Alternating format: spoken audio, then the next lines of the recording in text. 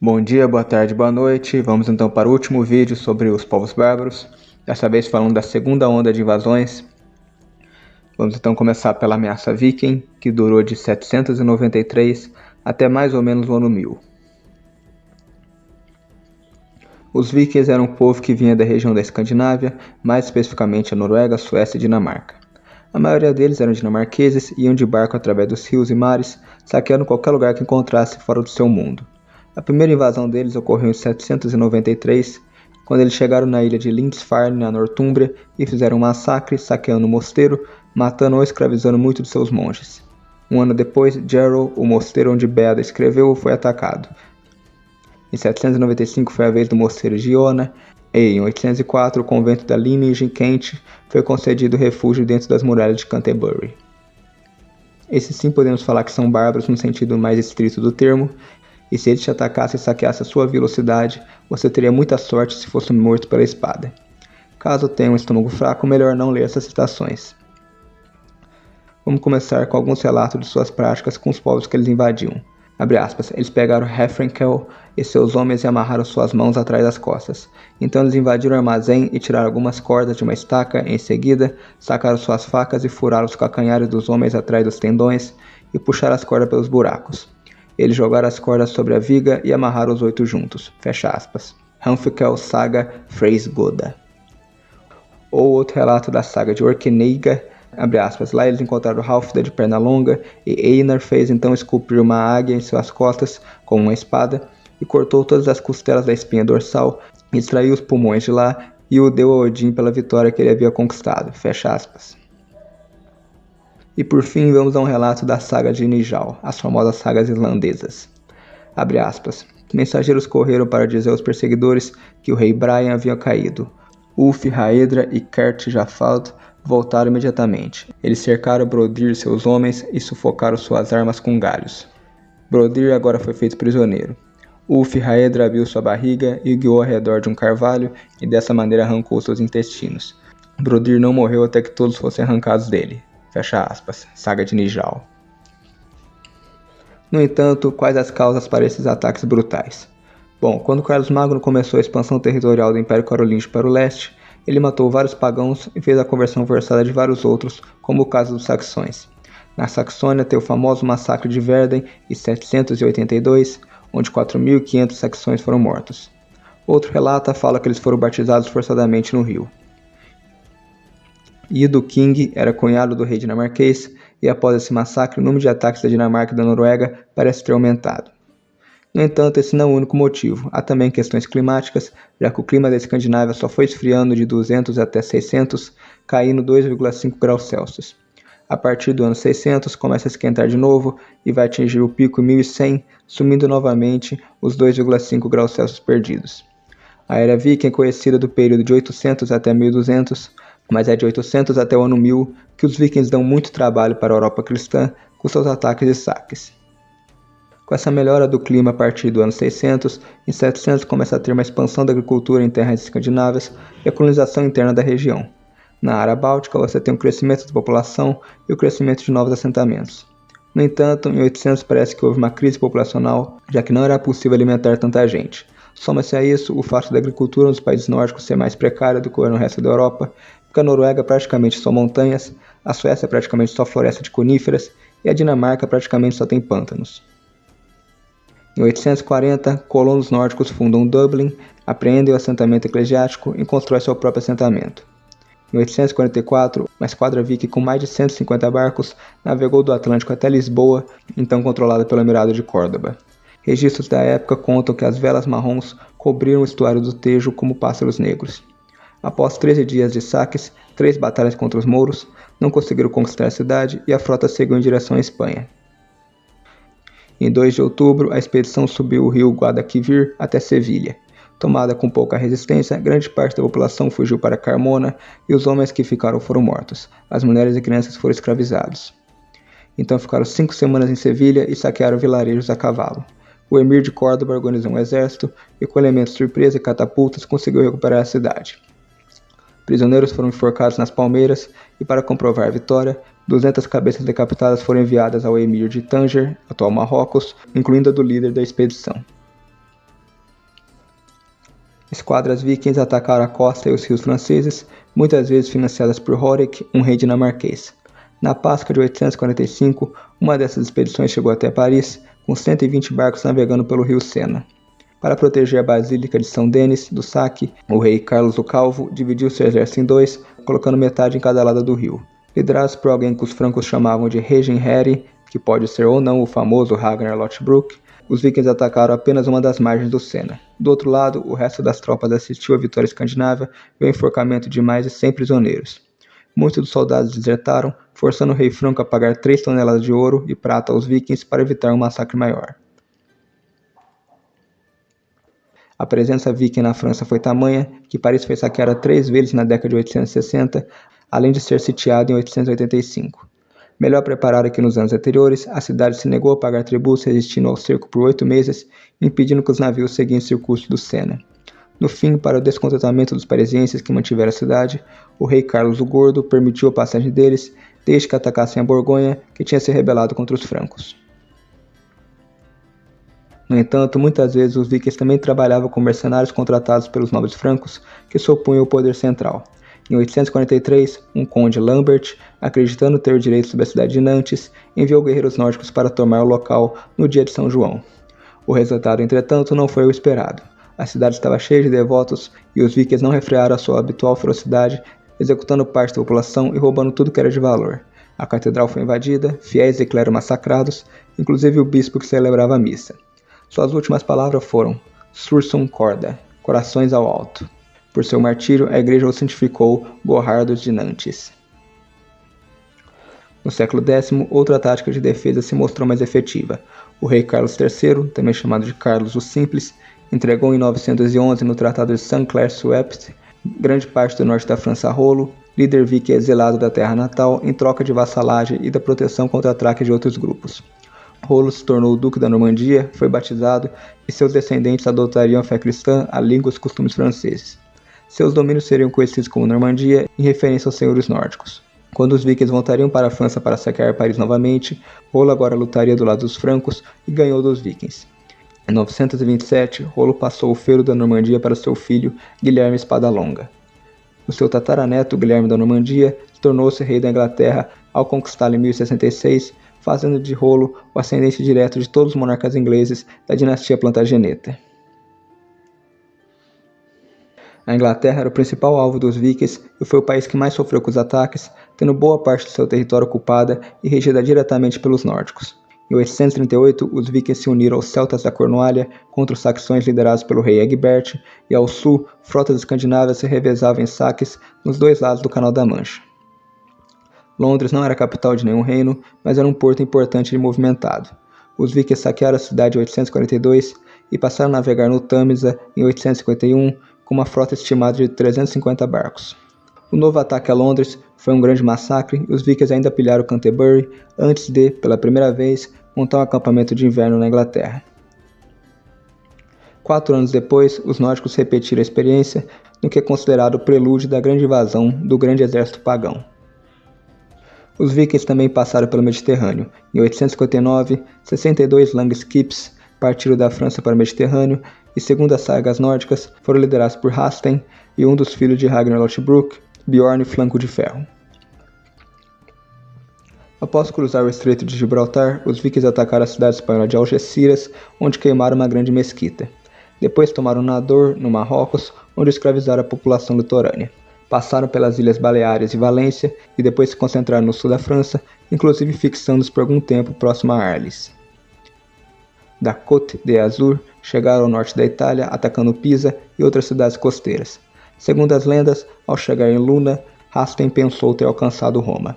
Ao perceber o erro, mandou matar todos os homens da cidade. É possível que dali a frota tenha se dirigido ao sul da Itália, chegando à fronteira oeste do Império Bizantino, na Sicília.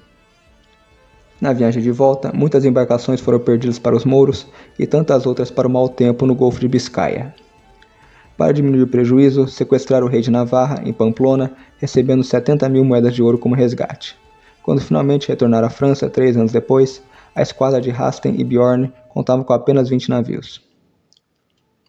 Vale lembrar que foram os vikings, no caso os suecos, que fundaram a Rússia de Kiev, o primeiro estado russo.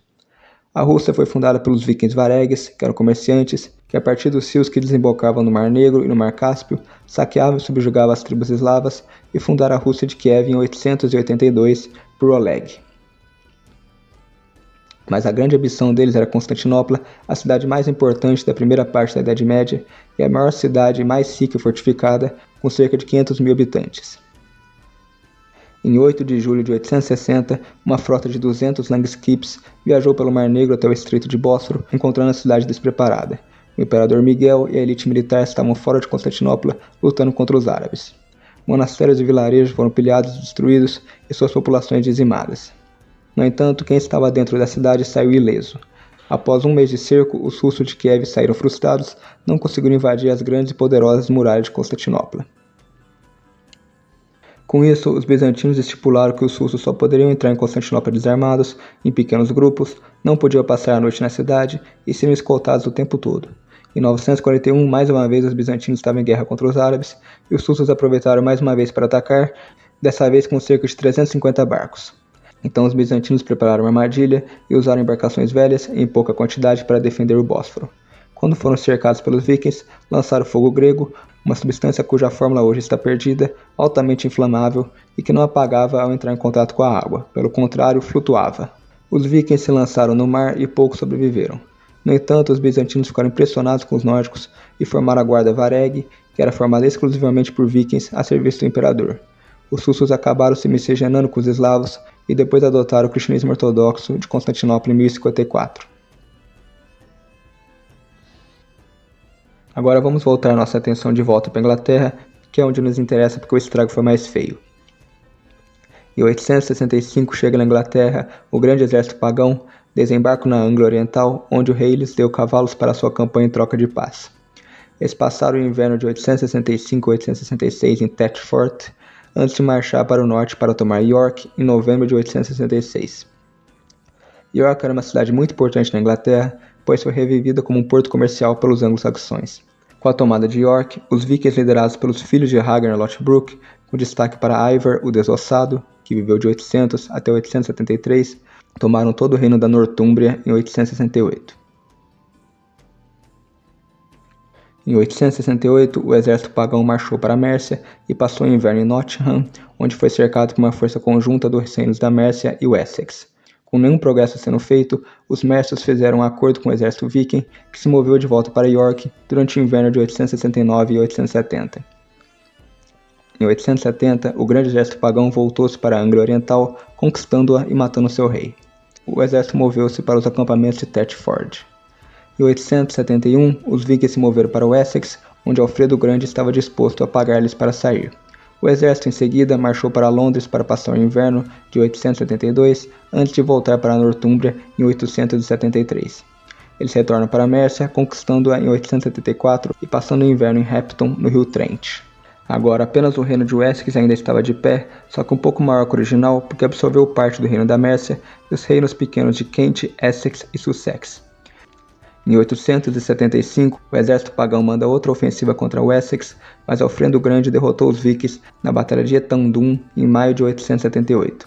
Então Alfredo faz um pacto com Guthrum, o Pacto de Danelaw, onde Alfredo mantinha Wessex e os vikings mantinham o que conquistavam. Esse pacto durou até 890.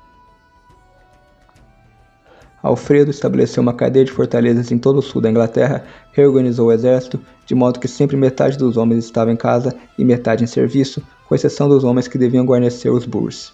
E, em 896, ordenou a construção de novo tipo de arte que poderia se opor às conquistas vikings nas águas costeiras rasas. Quando os vikings retornaram do continente em 892, descobriram que não podiam mais percorrer o país à vontade, pois onde quer que fossem, eles se opuseram a um exército local. Depois de 4 anos, os escandinavos, portanto, se separaram, alguns se estabeleceram na Nortúmbria, na Anglia Oriental, e o restante tentou sua sorte novamente no continente. Além das vitórias militares de Alfredo, ele também contribuiu para a divulgação da escrita na Inglaterra e tinha um enorme amor pela aprendizagem. Ele criou um código de leis praticamente libertário onde ele cita a Bíblia dizendo que é preciso proteger a propriedade privada. Simon Keynes sugere que o trabalho de Alfredo lançou as bases para o que realmente se tornaria a Inglaterra única em toda a Europa medieval, em cerca de 800 até 1066. Um livro que foi particularmente valioso para ele foi o Cura Pastoralis, do Papa São Gregório Magno, que é o guia de como um sacerdote deve cuidar das pessoas. Alfredo tomou esse livro como seu próprio guia sobre como ser um bom rei para o seu povo, portanto, um bom rei para Alfredo aumentaria a alfabetização. Isso estabeleceu um crescimento em cartas, direito, teologia e aprendizagem. Alfredo estabeleceu as bases para as grandes realizações do século X e fez muito para tornar o idioma vernáculo mais importante que o latim na cultura anglo-saxã. Ao longo do século X, os reis saxões ocidentais ampliaram seu poder primeiro sobre a Mércia, depois para o sul do Danelaw e finalmente sobre a Nortúmbria, impondo assim uma aparência de unidade política aos povos que, no entanto, permaneceriam conscientes de seus respectivos costumes e seus passados separados. Quem governou de 899 a 924 foi Eduardo o Velho, que, com sua irmã Eteofleda, senhora dos Mércios, revelam chartes, encorajam as pessoas a comprar propriedades dos dinamarqueses para reafirmar algum grau de influência inglesa em território que havia caído sob controle dinamarquês. David Dunville sugere que Eduardo talvez tenha estendido essa política, recompensando seus apoiadores com concessões de terras nos territórios recentemente conquistados pelos dinamarqueses e que quaisquer cartas emitidas em relação a tais subsídios não tenham sobrevivido. Seja como for, em 918, o Essex e Mércia reconquistam parte do sul da Inglaterra, conquistando a Anglia Oriental e parte do Danelaw. No entanto, o Essex e Mércia vão se fundir e o Essex vai ser o único estado inglês. Em 910, as forças combinadas de Wessex e Mércia venceram os vikings da Nortúmbria na Batalha de Tettenhall, o que é a batalha onde se vê a derrota do último grande exército dinamarquês para devastar a Inglaterra. Eduardo o Velho foi sucedido por seu filho Eteostano, que Simon Keynes chama de, abre aspas, a figura imponente na paisagem do século X, fecha aspas. Sua vitória sobre uma colisão de seus inimigos, Constantino, rei dos escoceses, Owen I de Strathclyde, rei dos Cumbros, e Olávio de Dublin, na Batalha de Brunanburh, em 937, comemorada por um poema famoso na crônica anglo-saxã, abriu caminho para que ele fosse saudado como o primeiro rei de toda a Inglaterra. Ele era intransigente em sua insistência no respeito pela lei, mas essa legislação também revela dificuldades persistentes que o rei e seus conselheiros enfrentaram em trazer pessoas problemáticas sob alguma forma de controle. Sua afirmação de ser, entre aspas, rei dos ingleses, não foi amplamente reconhecida. A situação era complexa. Os governantes hiberno-nórdicos de Dublin ainda cobiçavam seus interesses no reino dinamarquês de York. Os termos tinham que ser feitos com os escoceses, que tinham capacidade não apenas de interferir nos assuntos da Nortúmbria, mas também de bloquear uma linha de comunicação entre Dublin e York. E os habitantes do norte da Nortúmbria consideraram uma lei para si mesmos. Foi somente após 20 anos de desenvolvimentos cruciais na sequência da morte de Ethelstano, em 939, que o reino unificado da Inglaterra começou a assumir a sua forma familiar. No entanto, o principal problema político para Edmund e Edredo, que sucederam Ethelstano, continuou a ser a dificuldade de subjugar o norte.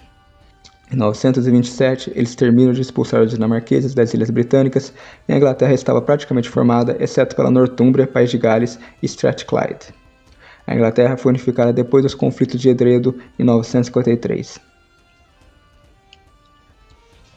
Em 959, Edgar diz ter, abre aspas, conquistado o reino tanto da Saxônia Ocidental quanto em Mércia e em Nortúmbria e é chamado de O Pacificador, fecha aspas. No início dos anos 970, depois de uma década de paz de Edgar, pode ter parecido que o reino da Inglaterra foi realmente completado. Entre 970 e 973, um conselho foi realizado, sob a égide de Edgar, onde um conjunto de regras foi planejado que seria aplicável em toda a Inglaterra. Isso colocou todos os monges e freiras na Inglaterra sobre um conjunto de alfândegas detalhadas pela primeira vez.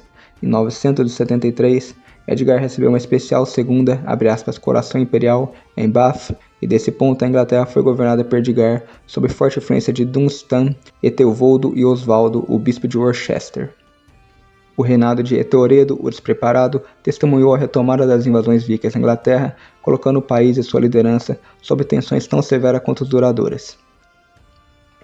As invasões começaram em uma escala relativamente pequena nos anos 980, mas se tornaram muito mais sérias na década de 990 e levaram à calamidade em 1009 a 1012, quando boa parte do país foi devastado pelo exército de Torquhel o Alto. Assim permaneceu para que Sueno Barba Bifurcada, rei da Dinamarca, conquistasse o reino da Inglaterra em 1013 e 1014 e após a restauração de Eteoredo, para seu filho Canuto alcançar o mesmo em 1015 e 1016. Em abril de 1016, Etelredo morreu de doença, deixando seu filho e sucessor, Edmundo Braço de Ferro, para defender o país. As lutas finais foram complicadas pela disenção interna, e especialmente pelos atos traidores do eudamano Edrico de Mércia, que mudaram a oportunidade para o partido de Canuto.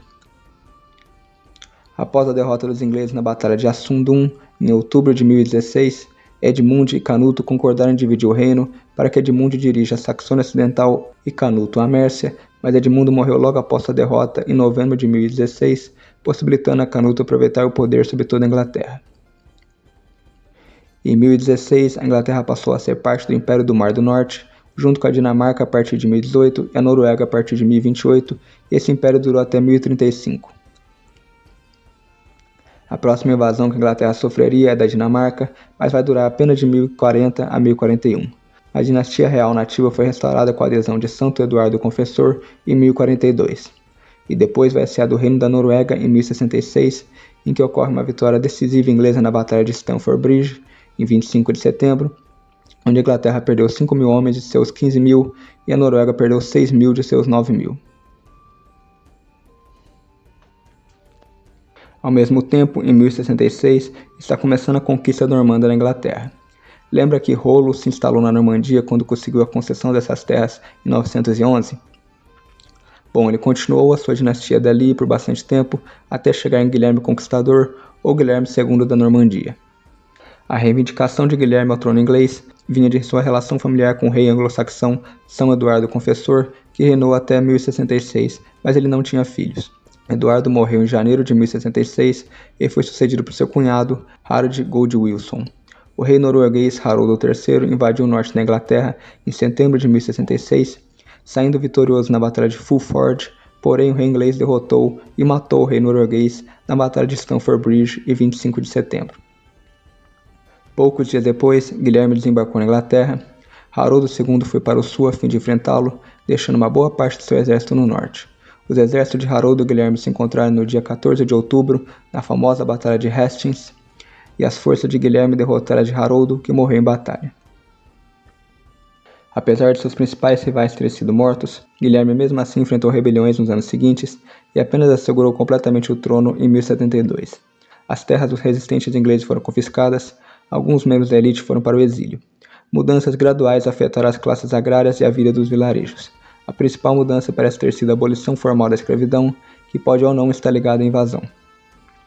Houve poucas mudanças na estrutura do governo, já que os novos administradores normandos assumiram muitas formas de governo dos anglo-saxões. Guilherme II também acabou com o sistema de segurança privada que existia na Inglaterra anglo-saxã desde o século VIII, que era os Bor, algo como caçadores de ladrões. E esse é o fim do período viking, com a Inglaterra sendo conquistada pelos normandos. Os normandos introduziram o feudalismo francês e mantiveram o poder através de barões, que construíram uma rede de castelos na Inglaterra. O período viu mudanças no comércio e na legislação, incluindo a assinatura da famosa Carta Magna, em 1200 e pouco, uma carta jurídica utilizada para limitar o poder soberano por lei e proteger os privilégios dos homens livres. O monasticismo católico floresceu, as universidades de Oxford e Cambridge foram fundadas com patrocínio real. Dentre as figuras desse período se destaca Ricardo Coração de Leão, que viveu de 1157 a 1199, herói da Terceira Cruzada, e seu irmão, o famoso João Sem Terra, que foi o que assinou a Carta Magna. Ele tem esse nome porque era o filho mais novo, então não herdaria nenhuma terra, e também porque ele perdeu muita guerra para os franceses. E com isso, em 1215, é assinada a Carta Magna, que tentou limitar o poder do rei. O erro foi ser por escrito e não por tradição, ou seja, começa a abrir uma cova do direito consuetudinário e do direito natural. Os vikings vão aos poucos se convertendo ao cristianismo, com os reinos escandinavos se convertendo por volta do ano 1000. Relatos apontam a visita de missionários cristãos na Dinamarca ainda no século IX, como o monge beneditino Ansgaro de Hamburgo, que viveu de 801 a 865, que também visitou a Suécia. Em 995, o fundador de Trondheim, Olav Tryggvason, constrói a primeira igreja católica na Noruega. Ele havia passado um tempo na ilha na Sicília, onde o vidente tinha previsto uma batalha, no qual Olav sofreria grandes feridas e depois converteria. Um pouco depois do encontro com o vidente, ele sobreviveu a um ataque vicioso e se converteu devidamente. Ele volta para a Noruega e toma o trono e começa a lenta conversão da Noruega. No ano 1000, o cristianismo chega na Islândia e na Groenlândia, e Olav converte os chefes, punindo aqueles que se recusassem. Em 1015, o assentamento nórdico na América é abandonado, provavelmente por causa de suprimentos limitados e da longa jornada necessária para comercializar com a Escandinávia. Bom, então é isso. Acabamos o nosso curso introdutório sobre a Europa Bárbara. Obrigado a todos que assistiram. Até mais.